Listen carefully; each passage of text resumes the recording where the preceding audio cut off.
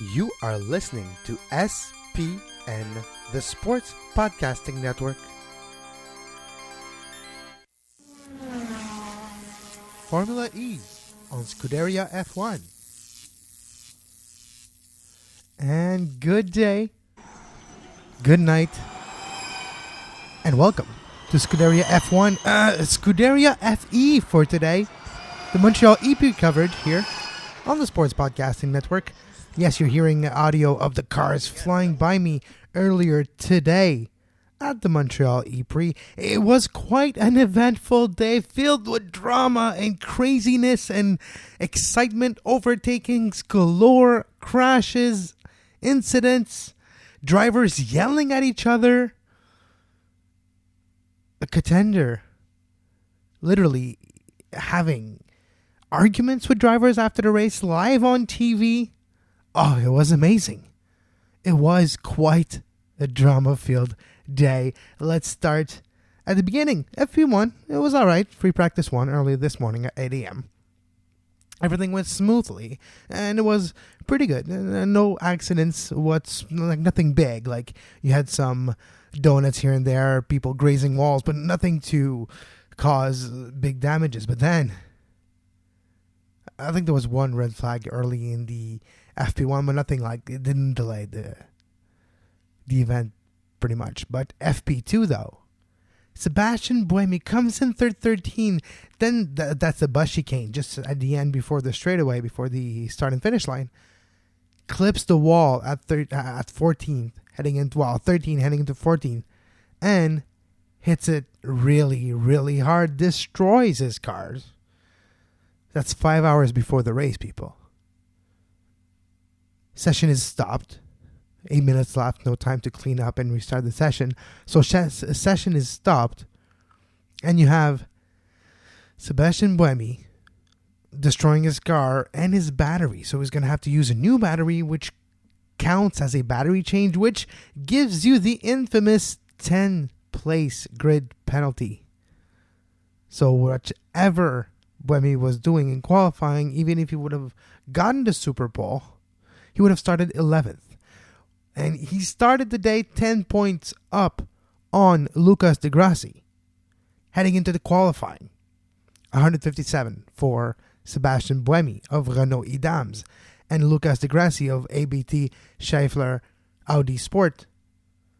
147. Only a 10-point gap before the beginning of the race. Then comes qualifying. Buemi was going to qualify in the same group. It's 4 groups of 5, which was a draw that happened earlier during the day in the E-Village in front of the fans. So, by happenstance, you had Sebastian Buemi, Lucas Di Grassi in the same group with Sam Bird as well, the double race winner in New York. A outside contender for the championship heading into the weekend. He needed to win out, basically, in hope that nobody else makes points, which would have been a tall ask, but still, he was in the same group. And in that group, well, they both qualified for the Super Bowl, Buemi and Lucas Di Grassi. Comes the Super Bowl, and Di Grassi is faster than Buemi, outright. The Audi Sport is faster than the Renault Idams at Circuit Montreal. How do we even call that circuit? Like the Hydro-Quebec circuit, the Montreal ePrix circuit, the Downtown Racecourse in Montreal circuit, the René Lévesque / Papineau / Saint-Antoine circuit? I don't know. There's not really a name for that circuit. Need to name that circuit. I don't know. We have the Circuit Gilles Villeneuve in Notre-Dame.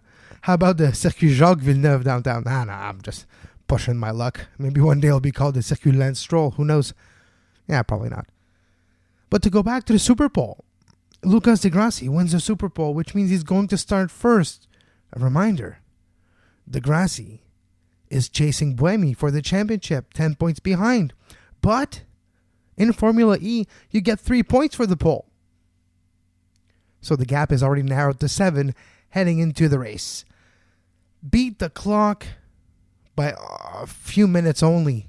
They were able to rebuild the second Renault for Sebastian Buemi. But the thing is, Buemi crashed the car that he was the fastest in. Buemi crashed a car that had like the qualifying type of car, where the car that's adjusted and tuned perfectly for the qualifying, and that's the one he crashed. And then some part of the car that you can't necessarily replicate. On the other one, they had to build a second car from scratch, so a third car of the day. Two cars we know that they race with in Formula E. And we'll talk about that during the race. It's actually seamless, that transition, but anyways. So, Buemi, with his second car crashed. They barely got the car. I think there was 8 minutes left in the open pit lane before they closed the pit lane for the beginning of the formation lap. And you have to bring the car there before the race. Otherwise, you can't start, right? Both cars. So, they do get it done 8 minutes left. They still had to put the front wing and a few adjustments here and there that they could do on pit lane. So that was fine.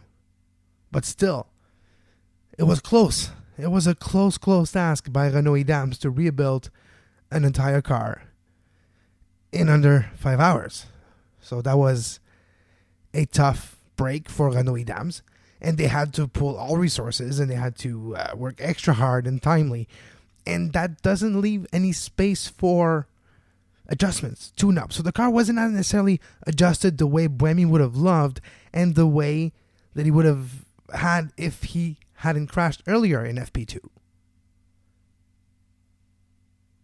So that being the case now, qualifying finished second, 10th place grid penalty, starts 12th, which means you start in traffic, which means you start in traffic against cars that will be slower than yours because you have a better car. The biggest difference between cars in Formula E is efficiency of the power transfer from the battery to the powertrain that goes to the drive shafts that make the wheels turn. Renault Dams' efficiency is probably the best. Audi as well. It's not the case for cars that are 12th and around that mid-grid, back-grid area. So Buemi starting 12th, well, guess what?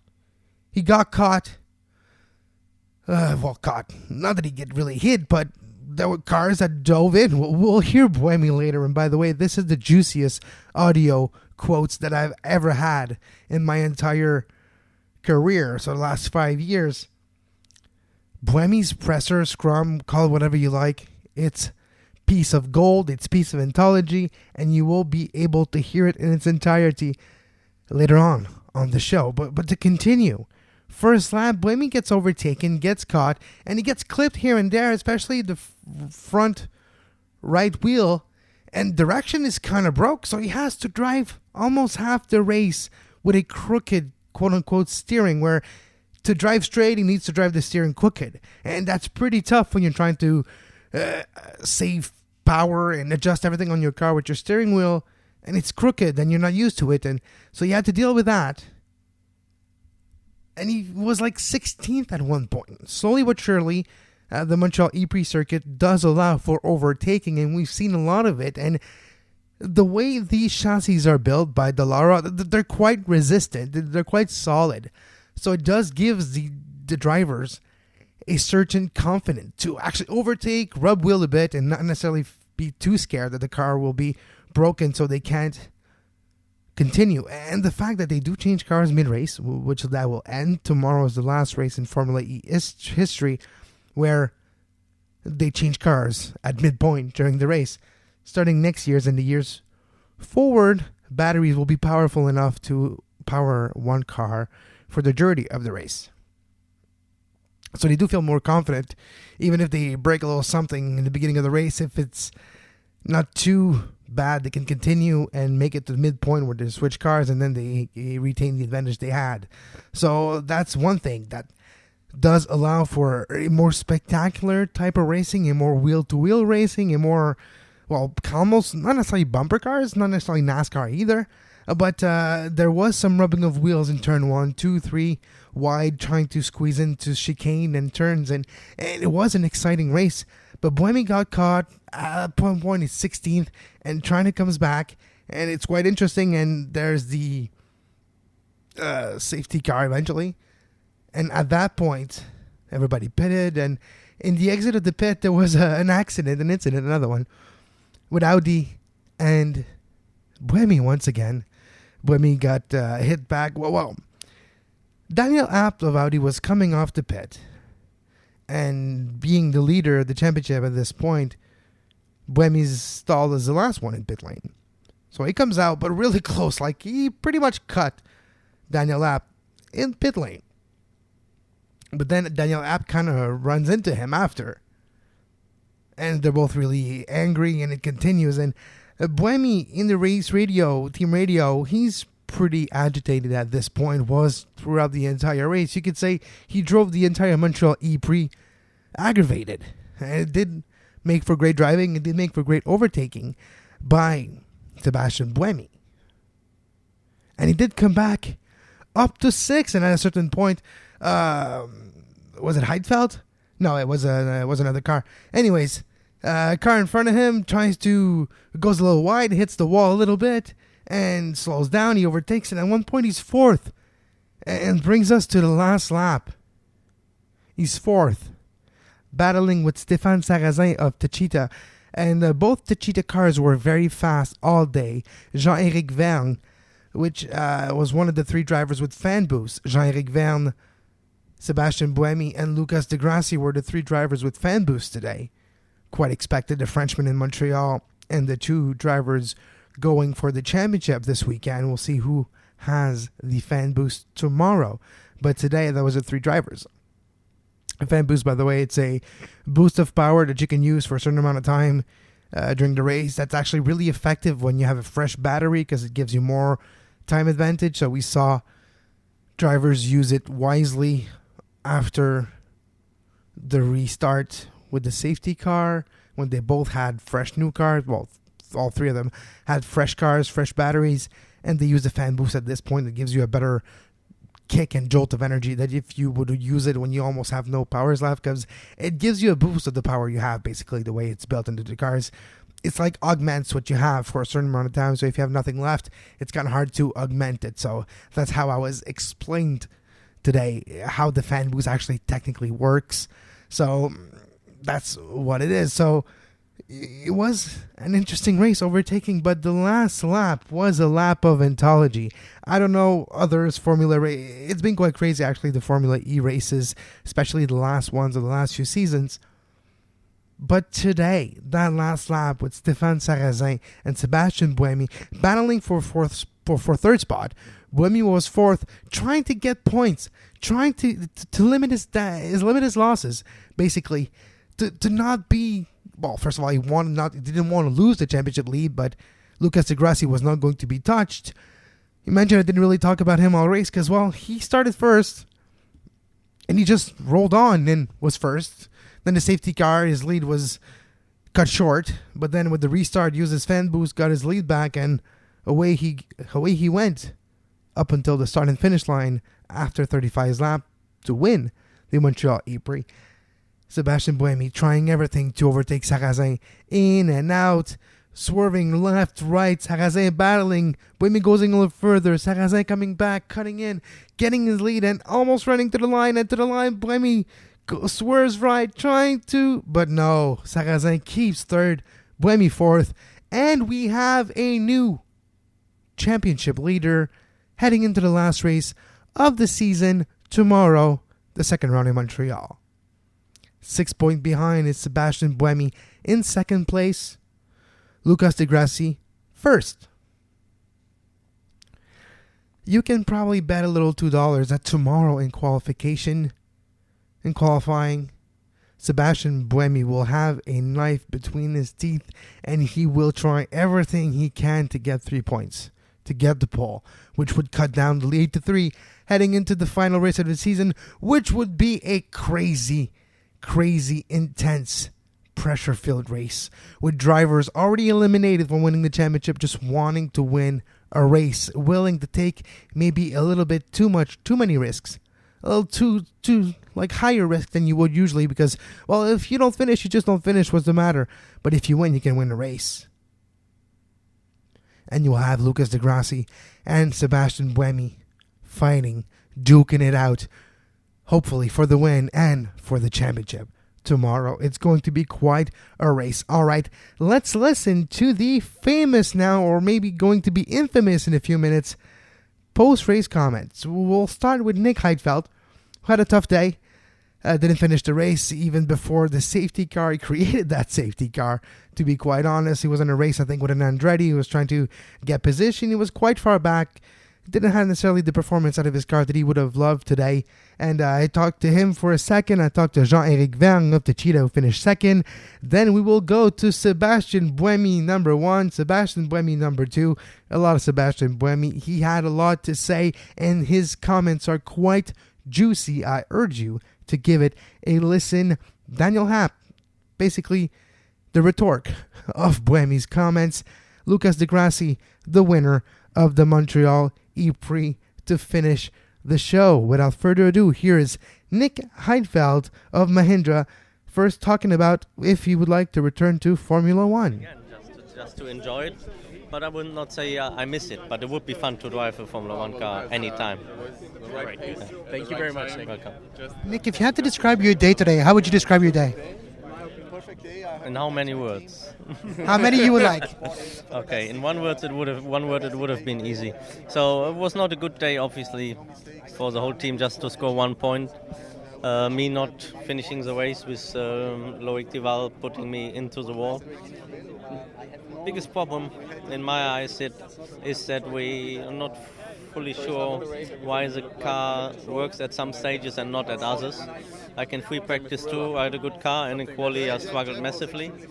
And it was similar in the race at some stages, so this was the biggest problem.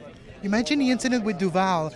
You clearly were a little bit ahead inside, and he didn't leave you the space when you went to turn.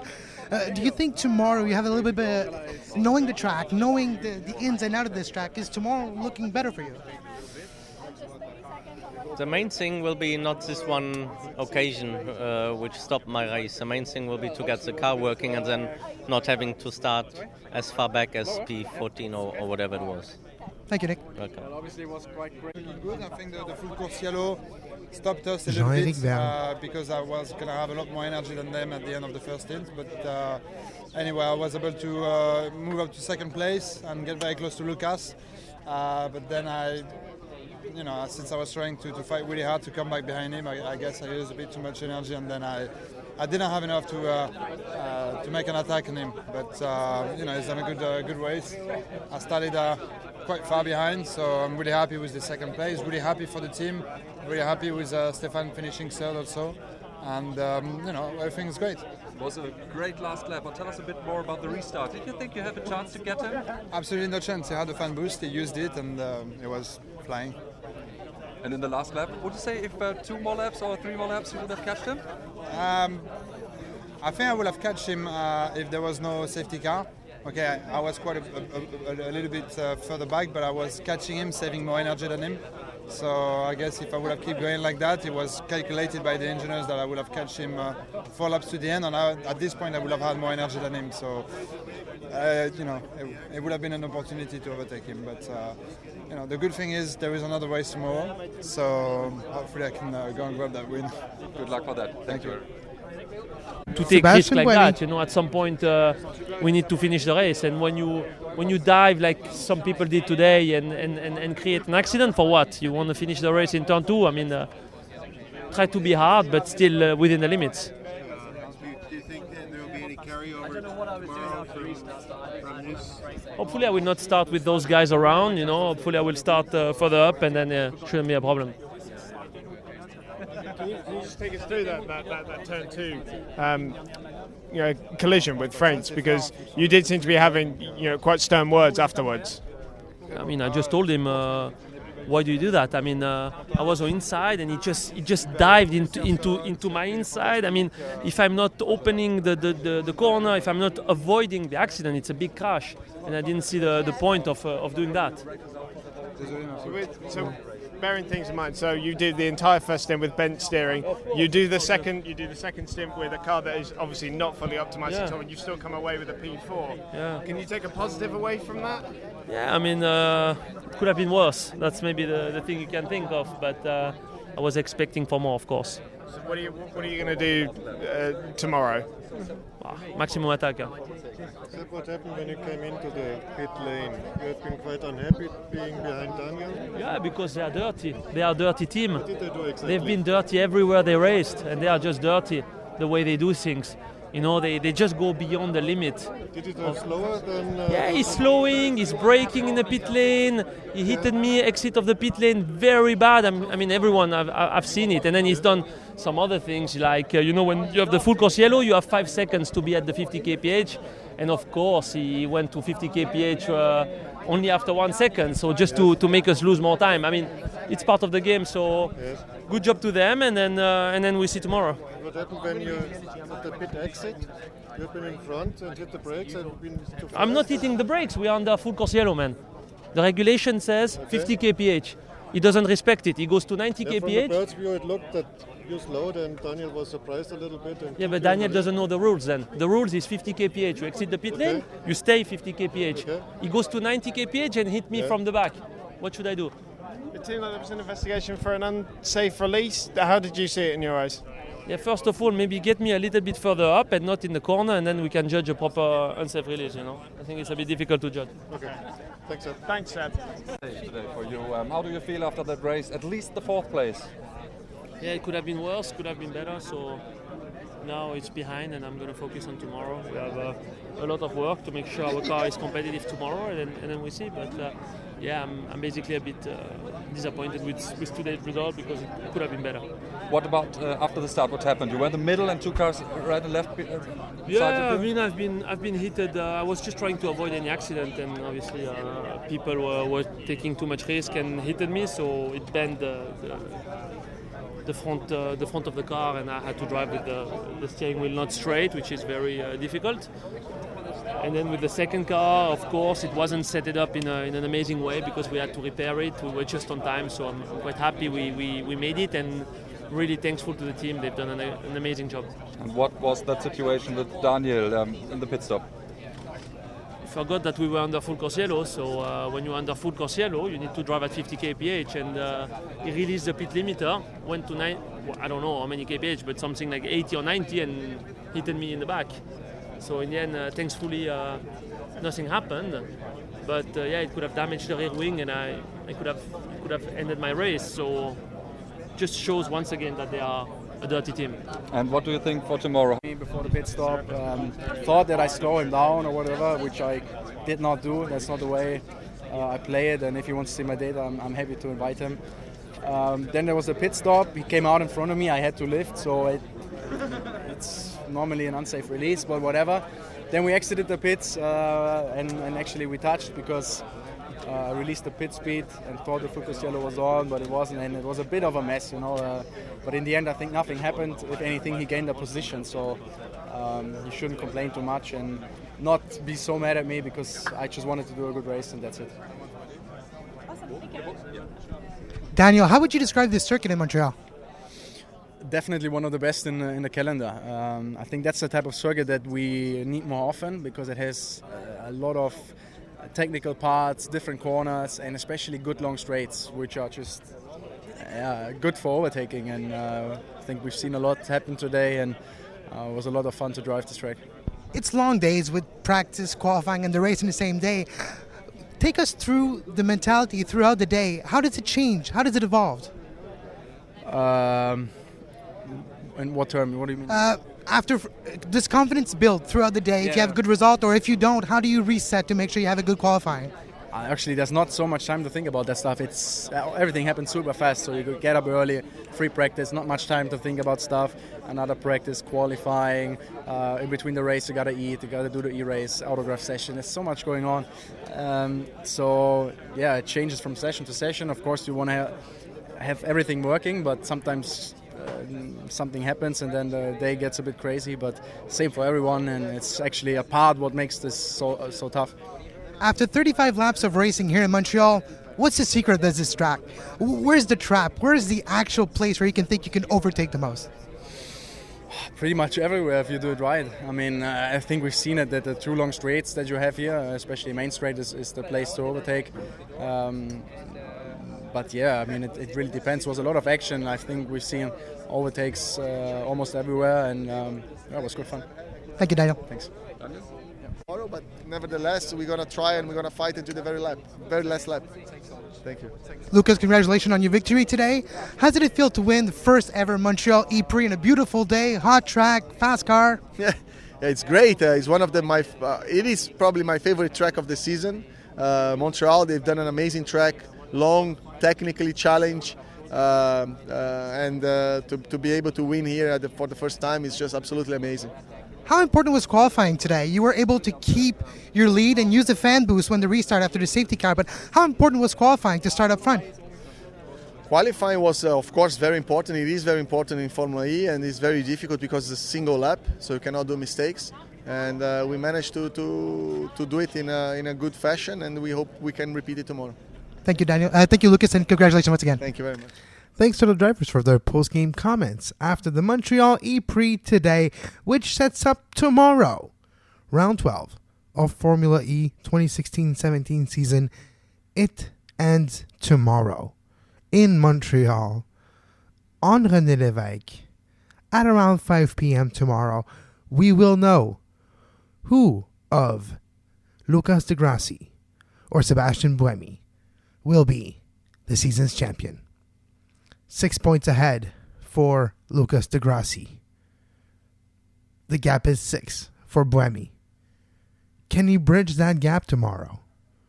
Can he get that super pole, get 3 points, and then put on the pressure during the 37 laps of the round 12 of Formula E in 2016-17?